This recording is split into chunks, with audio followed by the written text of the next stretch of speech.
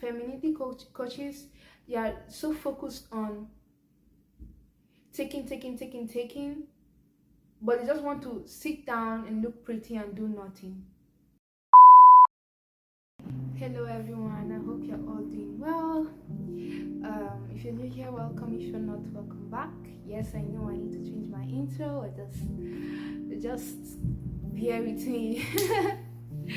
But if you're new here, I'm Tega, and I talk about many things, but I mainly focus on mental health, controversial topics, womanhood, faith, and fashion. And again, I post various contents, but at the end of the day, you can feel free to suggest anything that you want me to do, and I'll do it. But obviously, God is always going to be involved in everything that I'll be posting and publishing. This channel it's out there because I just want to reach out to people and glorify God with this channel, and I want to again do that through many topics that I'll be posting. So this channel is literally just to glorify God, and I just want people to see the light that is in me, the God-given light.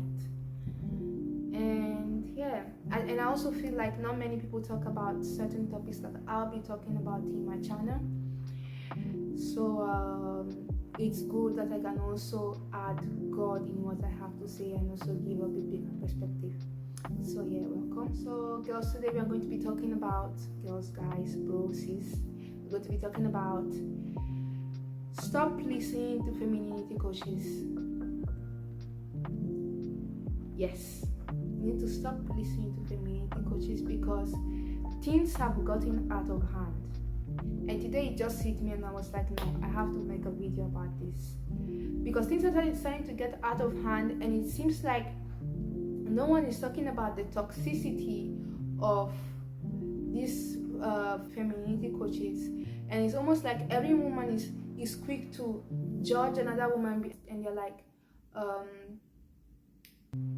she's acting stuck up, she's prideful, she's ungrateful. But it's time that we get to the root, because one thing about all those who listen to femininity coaches is that they are programmed like people who constantly watch the television. It's like they are brainwashed. They say the same things, they do the same things, they act the same way, like I'm the prize, or like all these little things. Like you just know when someone listens to these toxic femininity coaches. And I'm here to tell you that as a godly woman, you need to be very careful listening to worldly advices, because they can influence you in a bad way. So pick and choose very carefully what you want to listen to. I'm not saying that every advice that they give is bad, but this movement is starting to become very toxic. The same way you see all those men with podcasts, the masculinity dudes, the alpha males doing their nonsense. The same thing that these women are doing their femininity channels, YouTube channels or Instagram pages, because it has really gotten out of hand. So first thing, I want to share my experience so you also understand better, and I can also get my point across. Okay, so during 2019, when I came to Christ, I also wanted to mature. I wanted to do things that would help me to slowly grow into a woman. So I was very open to improvement as a woman, and I would listen to a lot of femininity coaches. That was also around the time that it was on a rise. This thing about femininity coaches is like suddenly everyone is a certified femininity coach. But okay. So I started listening to femininity coaches. Like I was so interested in being elegant, in being classy in my speech, in the way I talk, in the way I walk, in the way I dress, in the way I do this, in the way I do that. I was so interested in that, and it helped a lot. But another thing is that I wanted to, like, I also decided to be in a relationship. You could have been like, wow, you're so little, why would you be thinking about a relationship? You're right. But I decided to be in a relationship, and I couldn't be in a relationship, but at the same time I wanted to prepare for when I would be in a relationship. So if there were certain things I had to get rid of, like, and I would listen to these femininity coaches speak about them, I would give a listen. Like I would give, whenever the femininity coaches would speak about it, I would give a listening ear because I wanted to learn. I wanted to know if there was anything I had to get rid of, right? But the thing is, slowly I started to realize that the thing, like, it was getting very toxic. Like femininity coaches, they are so focused on taking, but they just want to sit down and look pretty and do nothing.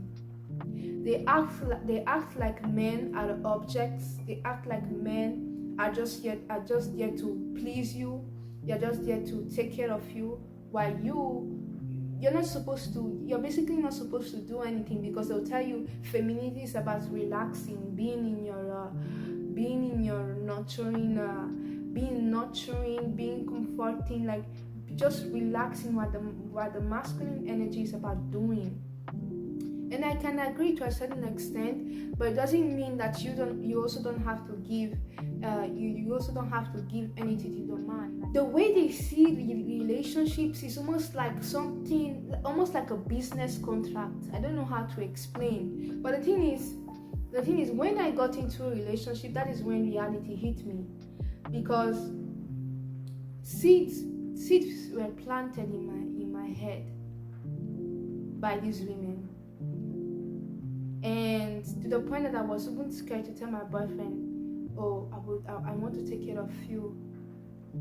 But the thing is, it's not that I didn't do it, because my boyfriend, like, I enjoy taking care of him in any way that I can. It's something that brings me joy, really.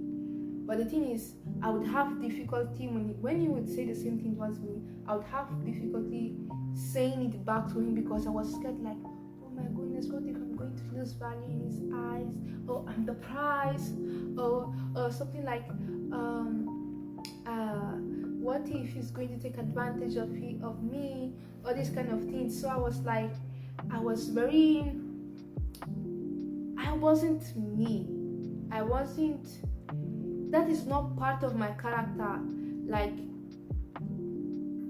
that really it wasn't part of my character, but at the same time I let myself be influenced by what these femininity coaches would say. But the thing is, I thank God that mindset did not affect my relationship, and those things that I had in my mind were just thoughts. I did not let it influence me in doing the right thing. Okay, it's just I had difficulty with expressing it, because I was scared of how it would have been received. I was scared of losing value in his eyes. I was scared of not being the prize anymore. So with time, I thank God for God being in my life, because those seeds, they did not stay for long, because God destroyed those seeds, and He replaced that with by reading the Bible as well. God helped to replace that toxic mindset that the femininity coaches were trying to put in my mind. He replaced it with something that is solid, with something that is godly, with something that is encouraging, and full of wisdom. Because in God, like as I said, femininity coaches look at relationships as something that is like a business contract, when it's not that. It's like when I was in a relationship, as I said before, reality hit me. It hit me. I was like, wow, these are the things you have to go through in a relationship. These are the things that you need to be willing to give. Yeah, these femininity coaches make it look like all you have to do is sit there and look pretty and be the prize. But the thing is, just because you do what you have to do, just because you care for your man, doesn't mean that you are less valuable, or that you are you're not the prize anymore. Like, don't worry about these things. Just have a healthy view on relationships. Have a godly perspective when it comes to relationships, being a woman or looking at another man. Like, have an idea of what it means to be a godly man and a godly woman. Because when you think about these things this way, We're not going to be influenced by what these femininity coaches have to say, because it's so bad. It's so bad. Like as I said, these women, it's very easy to identify those women that listen to these femininity coaches, because all they think about is money, money, money, money, money. And we all know that money is important in a relationship. We all know that a man is supposed to have money in a relationship, because obviously as a woman, you're also supposed to know that there are many women that have built it with a man when he had nothing, and the moment he got successful, he dumped her. We all know that has happened to many women, unfortunately, and this is why they hold it so close to their heart when women say when women talk about money, when women talk about a man having to bring money to the table. Like it's important, we know that, but the thing is, it becomes an issue when all you're thinking about is money, money, money, money, money, money, money, money. Nowadays, women are capable of leaving a man if he does not have money. Like, imagine if they start a relationship with a man having money, but imagine if the man didn't have money. Women are capable of dumping that man because he didn't have money. Even if he's working hard to provide, to make money, but they're still capable of dumping him.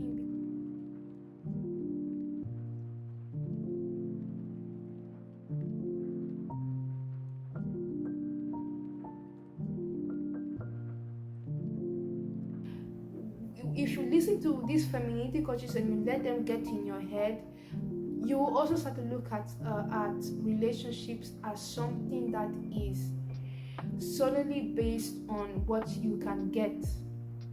But the reality is that if you're in a relationship, you both have to give and take.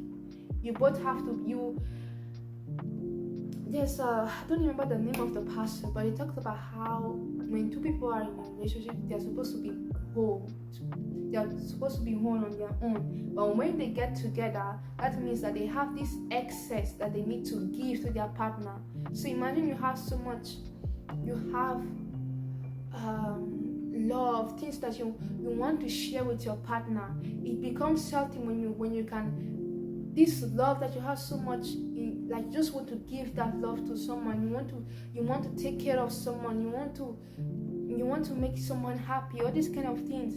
Like, it's good. It makes you feel good. Like, being in a relationship it's not okay for just one person to work things out, because if you're just focused on just what you can get, it's very easy for that relationship to just break. So what I'm trying to say is that unfortunately many women are programmed. They think the same way these femininity coaches think. You see all over TikTok how many women can be ungrateful. Like, for example, imagine if you, like, femininity coaches also have set the standards on where you have to go for a date. For example, imagine if a woman and a man, they go to they go to a cake factory, or they go to McDonald's. Imagine a mother-dating woman who listens to these femininity coaches. She would be offended. Oh my goodness, you took me to McDonald's? You're so cheap. This and that. But the thing is, the man probably wasn't even thinking about taking her to McDonald's because he did not have money. He probably took her there because he thought that she could enjoy the food, something, I don't know. But the mindset of these women is like,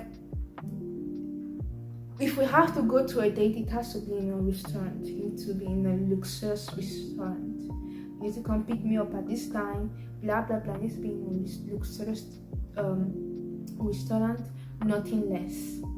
Someone with a healthy mindset, women with healthy mindsets. Imagine if this guy had money and he still took you to McDonald's because he knows that you like to eat. And one with a healthy mindset would be excited. Like, she would be excited not only because she's going to eat well. eat something that is yummy, but also because she's going to spend time with this man, getting to know each other. It's not that she will be focused on, oh, you didn't take me to a luxurious restaurant. If that is your standard, fine. Like I also support that. Obviously, if a man keeps taking you to places that are low quality, that's one thing. But if, for example, you guys go out and you go to a McDonald's, it shouldn't be an issue. Or you go to eat some pizza, it shouldn't be an issue. These women, they make issues out of nothing. And unfortunately, they will end up alone.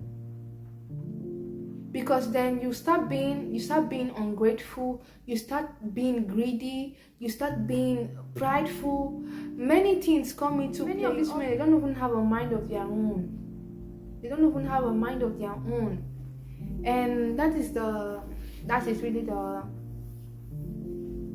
the worst part of it all. But yeah, it's just sad, to be honest, and disgusting. Because there are women out there that really say disgusting things, disturbing. But I just want you guys to be careful. Really be careful to the message you listen to from these women, because they're not godly women. And if they are godly women, good. But if they're not godly women, please be very careful to what you listen to, because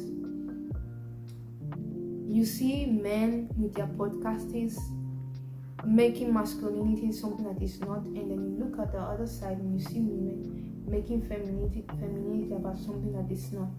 So I just want you to focus on reading your Bible and having a healthy mindset, a godly perspective of what it means to be in a relationship and what a relationship is, and also what it means to be a woman of God or a man of God. Because the devil wants to destroy women, he wants to destroy men, he wants to destroy marriage. And obviously he's going to, especially if the relationship is godly, he's going to continue to attack it, he's going to continue to destroy it in many ways. And having these men and women at a rise it's causing lots of issues. But I just want you guys to be aware of what is going on, and I want you to also be very careful. Be very careful with the message you listen to. Okay? Thank you for watching. I hope you felt encouraged. I don't want you to feel scared, obviously, but I just want you to be careful. If there are any thoughts, please let me know. Let me know your thoughts down below the comment sections. Ciao.